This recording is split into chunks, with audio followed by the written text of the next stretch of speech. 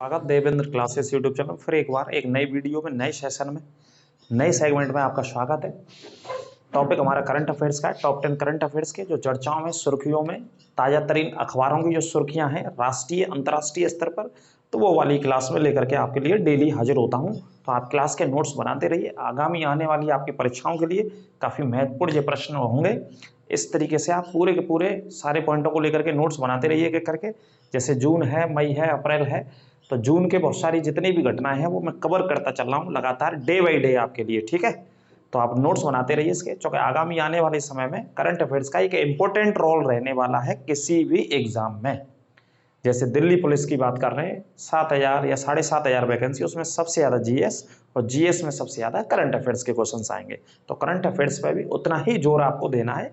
Easily याद हो जाती हैं घटनाएं, ऑप्शन देख करके याद आ जाता है। तो अंत तक वीडियो में बने रहेंगे। चैनल पर नए हैं तो चैनल को सब्सक्राइब करना ना भूलें और बेल आइकन दबाना भी ना भूलें। तो देखिए पहला पॉइंट लिखा है हमने वित्त वर्ष 2023-24 की बात कर रहे हैं हम यहाँ पे। वित्त वर्ष 2023 में सबसे बड़ा निवेशक भारत के अंदर सबसे बड़ा निवेशक कौन है? भारत में सबसे ज्यादा निवेश किसने किया है, वो वाला पॉइंट है। निवेश का मतलब इन्वेस्टमेंट इंग्लिश में, हिंदी में निवेश। ये सबसे ज्यादा किसने पैसा लगाया है अलग अलग उद्योगों में या कारोबार में? तो सिंगापुर ने सबसे ज्यादा निवेश किया है भारत में, पहले स्थान पे। दूसरे स्थान पे मॉरिशस ने किया, तीसरा अमेरिका ने किया है, ठीक है। ये तीन पहले देश हैं जिन्होंने सबसे ज्यादा निवेश किया है, इन्वेस्टमेंट किया है, इन्वेस्ट किया है भारत के भीतर, ठीक है। पहला स्थान इसका याद रखिएगा सिंगापुर, दूसरा मॉरिशस, ठीक है। ये करंट अफेयर्स का पॉइंट है। दूसरा सेमीकंडक्टर बनाने वाली दुनिया की सबसे बड़ी कंपनी।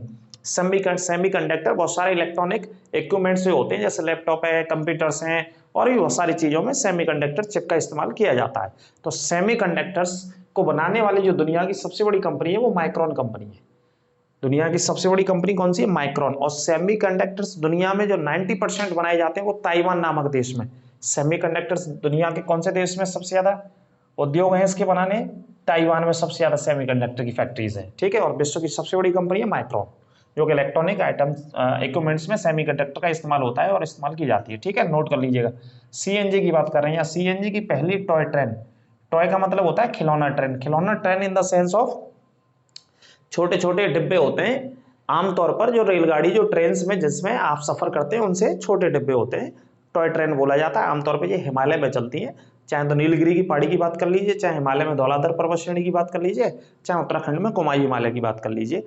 हालांकि धौलाधर पर्वत श्रेणी और नीलगिरी की पहाड़ियों में टॉय ट्रेन चलती है। जैसे ऊटी आपने सुना होगा, पर्यटक स्थल है, वहां पर टॉय ट्रेन चलती है, ठीक है। कालका हरियाणा का है, कालका से लेकर के शिमला तक, हिमाचल की राजधानी धौलाधर पर्वत श्रेणी तक एक टॉय ट्रेन चलती है। छोटी ट्रेन होती हैं।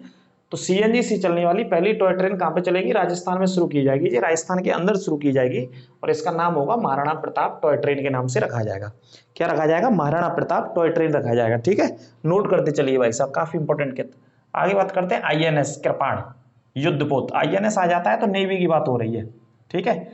आईएनएस कृपाण, क्या नाम है इसका? कृपाण युद्धपोत भारत ने कौन से देश को गिफ्ट किया है? भारत ने दिया है एक देश को। जो कौन से देश को दिया है? वियतनाम को गिफ्ट किया है, नोट कर लेना। कौन से देश को दिया? वियतनाम को। आईएनएस कृपाण युद्धपोत नेवी के लिए वियतनाम को दिया गया है, भारत सरकार के द्वारा या भारत के द्वारा, नोट कर लेना इसे, ठीक है। आगे बात करते हैं प्राचीन शहर माया। कौन सा शहर है ये? प्राचीन शहर खोजा गया है। कौन सी जगह खोजा गया है? ये मैक्सिको में खोजा गया, वहां के पुरातत्व विभाग के लोगों के द्वारा। अभी हाल ही में चर्चाओं में रहा है ये माया नामक शहर, जो कि काफी हजारों साल पहले वहां का रहा होगा, एक सभ्यता वहां की रही होगी। माया सभ्यता के नाम से भी जो उस देश में जानी जा रही है, और माया शहर के नाम से भी। तो कौन से देश में खोजा गया? मैक्सिको। और मैक्सिको कहाँ पे स्थित है? उत्तरी अमेरिका महाद्वीप का देश है ये। कौन से महाद्वीप का देश है? उत्तरी अमेरिका महाद्वीप का देश है, और सबसे दक्षिण में स्थित है। और दुनिया में सबसे ज्यादा चांदी का उत्पादन करता है। विश्व में सबसे ज्यादा काय का उत्पादन करता है? चांदी का उत्पादन विश्व में सबसे ज्यादा मैक्सिको देश करता है, यदि मैक्सिको की हम बात करें तो, ठीक है। मैक्सिको और अमेरिका की आपस में सीमा मिली हुई है या जुड़ती है। नाटो का सम्मेलन वर्ष 2030 में, नाटो का सम्मेलन 2023 में कहां पे होना है? लिथुआनिया देश में होना है, और जुलाई में होना है। 11 जुलाई से लेकर के 22 जुलाई तक ये सम्मेलन होना है। आने वाले जुलाई 2023 में सम्मेलन होना है नाटो का। नाटो आप जानते हैं, नाटो क्या है? एक सैन्य संगठन का नाम है जिसकी स्थापना 1949 में हुई थी। और नाटो का जो मुख्यालय है वो कहां पे है? ब्रुसेल्स में इसका मुख्यालय है। कहां पे मुख्यालय? ब्रुसेल्स में, ठीक है। ब्रुसेल्स मतलब बेल्जियम में इसका मुख्यालय है। नाटो को लीड कौन करता है? अमेरिका लीड करता है। इसमें बहुत सारे देशों की फोर्सेस है, सेना है, ठीक है। तो नाटो का सम्मेलन होना है लिथुआनिया नामक देश में, और लिथुआनिया कहाँ पे? यूरोप महाद्वीप का ही एक देश है। कहाँ का देश है? लिथुआनिया यूरोप का एक देश है, इसे नोट कर लेना अच्छे से। लद्दाख की बात कर रहे हैं अब, लद्दाख चलिए कश्मीर में, लद्दाख में पश्मीना ऊन की बात कर रहे हैं हम, बहुत फेमस ऊन है। इस ऊन से बने हुए कपड़ों को ज्यादातर पे कश्मीर के अंदर, लद्दाख के भीतर लोग इस्तेमाल करते हैं सर्दियों से बचाने के लिए। काफी कारगर ऊन मानी जाती है ये। कौन सी ऊन? पश्मीना ऊन, ठीक है। तो लद्दाख में पश्मीना ऊन को क्या दिया गया सरकार के द्वारा? जीआई टैग दिया गया है, ज्योग्राफिकल इंडिकेटर या भौगोलिक संकेतक हिंदी में बोल सकते हैं इसे। जीआई टैग भारत सरकार के द्वारा दिया जाता है।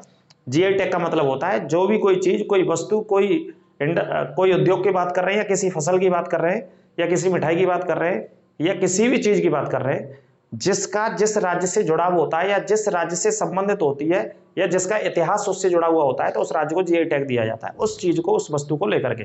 तो पश्मीना ऊन का उत्पादन कहां से होता है? लद्दाख से होता है या कश्मीर से होता है। तो पश्मीना ऊन को जीआई टैग दिया गया है।